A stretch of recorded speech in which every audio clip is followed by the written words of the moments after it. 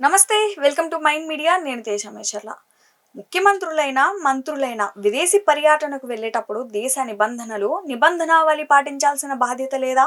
విదేశాంగ శాఖ విధించిన నిబంధనలు పాటించకుండా అస్పష్టమైన స్కెడ్యూలతో విదేశీ పర్యటనకు వెళ్లాలనుకోవడం ఎంతవరకు సమంజసం? కేంద్ర ప్రభుత్వం నిబంధనల ప్రకారం అనుమతి నిరాకరిస్తే దాన్ని రాష్ట్రానికి జరిగిన అవమానం అంటూ సెంటిమెంట్ రాజకీయాలు చేయటం కాంగ్రెస్ నాయకులకు తగునా? రాజ్యాంగ వ్యవస్థలను గౌరవించకుండా అంతర్జాతీయ ప్రోటోకాల్ను పక్కన పెట్టి కాంగ్రెస్ ప్రభుత్వం చేస్తున్న ఈ ప్రచారాలు వెనుకున్న అసలు ఉద్దేశం ఏంటి? రేవంత్ రెడ్డి పర్యటనపై విదేశాంగ శాఖ తీసుకున్న నిర్ణయం వెనుకున్న వాస్తవాలేంటో ఇప్పుడు విశ్లేషణాత్మకంగా చూద్దాం. తెలంగాణ ముఖ్యమంత్రి రేవంత్ రెడ్డి అమెరికా పర్యటనకు విదేశాంగ మంత్రిత్వ శాఖ అనుమతి నిరాకరించడం ఇప్పుడు రాజకీయంగా తీవ్ర దుమారం రేపుతోంది. ఈ పర్యటనలో భాగంగా ఆయన అమెరికాలోని పలువురు పారిశ్రామికవేత్తలతో పాటు ఎన్ఆర్ఐ ప్రతినిధులను కలవాలని ప్రణాళికలు సిద్ధం చేశారు. అయితే అంతర్జాతీయ స్థాయిలో ఉన్న ఒక ముఖ్యమంత్రి పర్యటనకు స్పష్టమైన నిర్దిష్టమైన ప్రణాళికలు ఉండాలని విదేశాంగ శాఖ స్పష్టం చేసింది.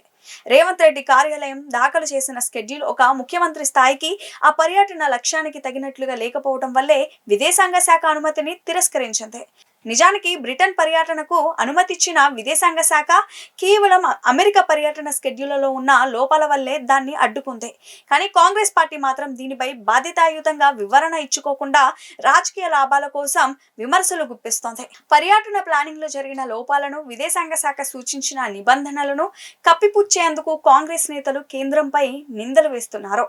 అంతర్జాతీయ వేదికలపై దేశ ప్రతిష్టతను, ప్రోటోకాల్ను కాపాడుకోవాల్సిన బాధ్యత ఉన్నప్పుడు నిబంధనలు పాటించకుండా రాజకీయం చేస్తున్నారు.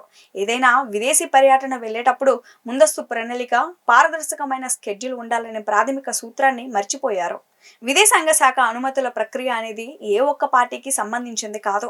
అది దేశ దౌత్య విధానానికి సంబంధించింది. నిబంధనలు పాటించకుండా విదేశాలకు వెళ్లి అనుమతి రాకపోగానే దాన్ని తెలంగాణ సెంటిమెంట్గా మార్చేందుకు ప్రయత్నించడం బాధ్యతారాహిత్యం. రాష్ట్ర అభివృద్ధి పేరు చెప్పి ప్రోటోకాల్ను ఉల్లంఘించడం ఎంతవరకు సరైనదో ప్రజలు గమనించాల్సిన అవసరం ఉంది. ఈ అంశంపై మరియు కాంగ్రెస్ ప్రభుత్వం చేస్తున్న ప్రచారాలపై మీ అభిప్రాయాన్ని కింద కమెంట్ రూపంలో తెలియజేయండి. జాతీయ ప్రయోజనాలను, నిజాలను, భారతీయ జాతీయవాదాన్ని నిరంతరం గొంతెత్తి వినిపిస్తున్న మన మైండ్ మీడియా ఛానల్ని వెంటనే సబ్స్క్రైబ్ చేసుకోండి. ధన్యవాదాలు. జై Hind. Mind Media, the voice of India.